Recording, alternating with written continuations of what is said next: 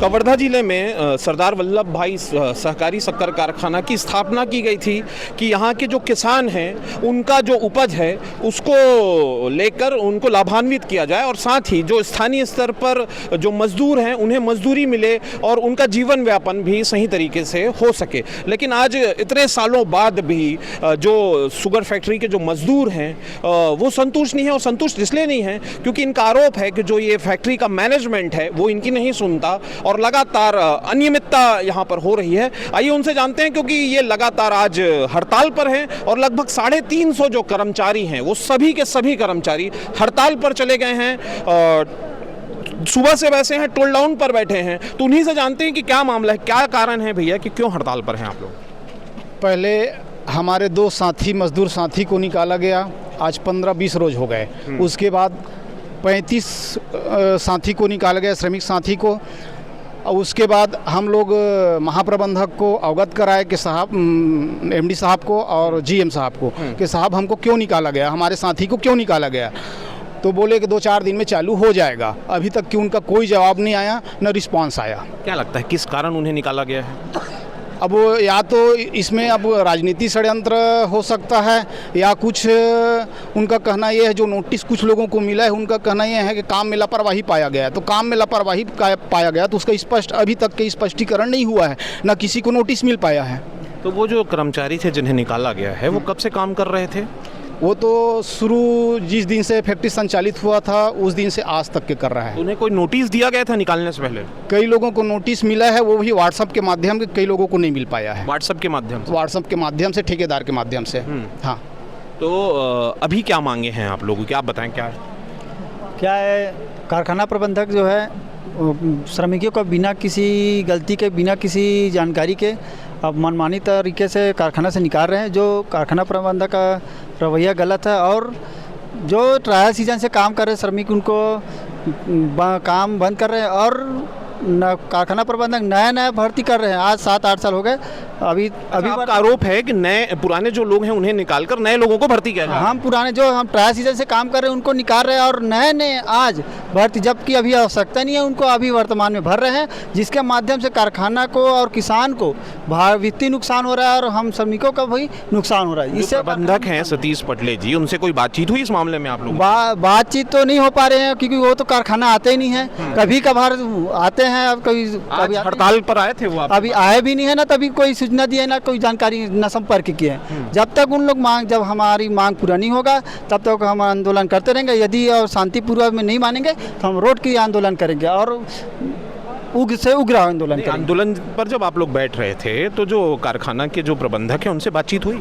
बातचीत तो अभी नहीं, जीएम सर से मिले थे तो जीएम सर नोटिस जारी किया हूँ, एक जवाब दे दो, उसके बाद 2-4 दिन में वापस ले लेंगे ऐसे बोले थे, लेकिन अभी तक कुछ कार्रवाई नहीं हुआ है। नहीं, प्रबंधक महोदय से और जीएम एमडी प्रशासन से बात नहीं हुआ। 15-20 दिन में एक बार आते हैं, हफ्ता दिन 15 दिन 20 दिन में एक बार आते हैं। तो नियुक्त तो यही है ना वो? नहीं है, तो यहीं के हैं? नहीं है, बाकी आते वही हैं, एक हफ्ता 15 दिन में आते हैं।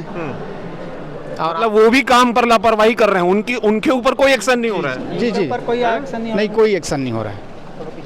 कितने लोग हैं आप लोग हड़ताल में? हड़ताल में 350 लोग हैं और कल एमडी सर आए थे, लेकिन हमसे कोई चर्चा नहीं किए, ना तो मुलाकात किए, और लेटर 2 दिन के हम 24 घंटे का अल्टीमेटम दिए थे, उसके बाद भी हमसे बातचीत नहीं की है। अच्छा, मतलब आप लोगों ने अल्टीमेटम दिया था लेकिन किसी ने आपको सीरियस नहीं लिया? नहीं लिया। अब क्या करेंगे?